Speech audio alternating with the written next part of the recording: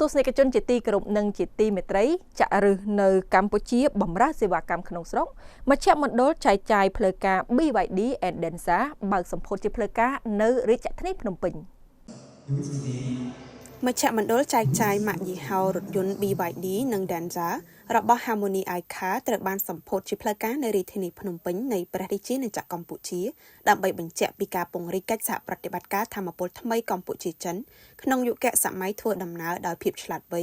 និងបៃតងសម្រាប់ប្រទេសកម្ពុជាក្នុងឱកាសនៃការដាក់សម្ពោធជាផ្លូវការមជ្ឈមណ្ឌលចែកចាយរថយន្ត BYD និង Denza នោះរថយន្ត Model C Lion 5 ចំនួន2គ្រឿងដំបូងគេដែលទើបតែចេញពីខ្សែសង្វាក់ផលិតកម្មរោងចក្រដំឡើងរថយន្ត BYD នៅកម្ពុជាត្រូវបានប្រគល់ជូនម្ចាស់ដោយផ្ទាល់ដែលបានក្លាយជាចំណុចចាប់អារម្មណ៍យ៉ាងខ្លាំងពីសំណាក់ភ្ញៀវជាតិនិងអន្តរជាតិតំណាងមកពីមជ្ឈដ្ឋាននយោបាយធុរកិច្ចកម្ពុជាស្ថាប័នហិរញ្ញវត្ថុដៃគូសហការនិងប្រព័ន្ធផ្សព្វផ្សាយធំៗបានជួបជុំគ្នាដើម្បីធ្វើជាសាក្សីក្នុងឱកាសដ៏សំខាន់នេះលោកលីវសឺឡាំងអ្នកគ្រប់គ្រងទូទៅនៃផ្នែកលក់រថយន្ត BYD Asia Pacific បានថ្លែងឲ្យដឹងថា BYD ទទួលបានការគាំទ្រពីរាជរដ្ឋាភិបាលកម្ពុជាសម្រាប់ការអភិវឌ្ឍរថយន្តថាមពលថ្មីហើយក៏សូមអរគុណដល់ប្រជាជនកម្ពុជាសម្រាប់ការគាំទ្រផលិតផលបច្ចេកវិទ្យាថ្មី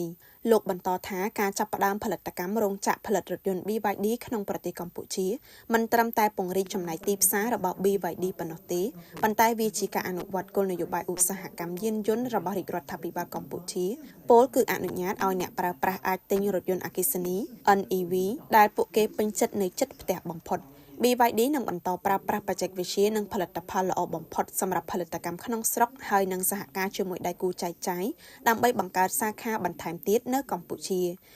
លោកបញ្ជាក់ថាការសម្ពោធមជ្ឈមណ្ឌល flagship នាថ្ងៃនេះគឺដើម្បីបញ្ជូននៅគោលគំនិតមួយទៅកាន់អ្នកប្រើប្រាស់ថាអ្វីដែល BYD នាំមកជូនមិនមែនត្រឹមតែជាផលិតផលរថយន្តប៉ុណ្ណោះទេប៉ុន្តែគឺជាបទពិសោធន៍នៃការរស់នៅបែបថ្មីបៃតងនិងឆ្លាតវៃHarmony iCar គឺជាដៃគូយុទ្ធសាស្ត្រដ៏សំខាន់សម្រាប់ BYD នៅក្រៅប្រទេសលោកយ៉ាងឆាវអ្នកគ្រប់គ្រងទូទៅនៃក្រុមហ៊ុនបិទសម្ព័ន្ធ Harmony iCar នៅកម្ពុជាបានថ្លែងថាក្នុងនាមភ្នាក់ងារចែកចាយទូទៅផ្លូវការសម្រាប់ BYD និង Denza ក្នុងប្រទេសកម្ពុជាក្រុមហ៊ុន Harmony iCar Cambodia នឹងបន្តខិតខំប្រឹងប្រែងដោយប្រកាន់ខ្ជាប់នៅទស្សនវិស័យលក់ឡានមួយគ្រឿងបង្កើតមិត្តម្នាក់និងចូលរួមយ៉ាងស៊ីជម្រៅក្នុងទីផ្សារកម្ពុជាប្រើប្រាស់រោងចក្រក្នុងស្រុកដើម្បីពង្រឹងខ្សែសង្វាក់ផ្គត់ផ្គង់និងស្វែងយល់ឲ្យកាន់តែច្បាស់ពីតម្រូវការអ្នកប្រើប្រាស់តាមរយៈបទពិសោធន៍ធ្វើដំណើរបៃតងឆ្លាតវៃនិងគួរឲ្យទុកចិត្តតែថ្ងៃអនាគតភាគីទាំងពីរនឹងបន្តធ្វើការជាមួយគ្នាដើម្បីពង្រីកវត្តមាននៅក្នុងទីផ្សារកម្ពុជាកែលម្អប្រព័ន្ធលក់និងសេវាកម្មជាបន្តបន្ទាប់រួមគ្នាជំរុញការធ្វើទំនើបកម្មឧស្សាហកម្មយានយន្តកម្ពុជាឆ្ពោះទៅរកការប្រើប្រាស់ភាពឆ្លាតវៃ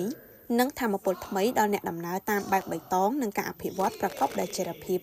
គួរបញ្ជាក់ថាមជ្ឈមណ្ឌល BYD and Denza Flagship Center មានទីតាំងនៅលើមហាវិថីសម្ដេចតេជោហ៊ុនសែនជាតំបន់អភិវឌ្ឍដ៏សំខាន់នៃទីក្រុងភ្នំពេញវាស្ថិតនៅផ្លូវមេឆ្ពោះទៅកាន់អាកាសយានដ្ឋានអន្តរជាតិតេជោភ្នំពេញហ៊ុំព័ទ្ធដោយតំបន់ពាណិជ្ជកម្មលំដាប់ខ្ពស់និងសហគមន៍ទំនើបដែលផ្ដល់ភាពងាយស្រួលក្នុងការធ្វើដំណើរ